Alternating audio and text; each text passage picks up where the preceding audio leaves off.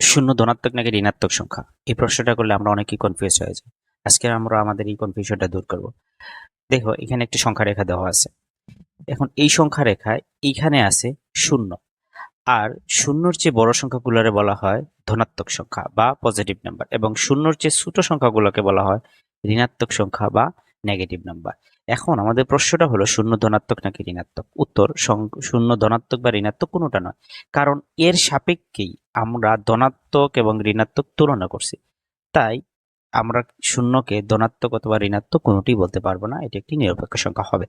তবে অঋণাত্মক সংখ্যা বলতে একটা টার্ম আছে। তো অঋণাত্মক সংখ্যা মানে হলো যা ঋণাত্মক নয়। ঋণাত্মক নয় কোন সংখ্যাগুলো ঋণাত্মক নয়?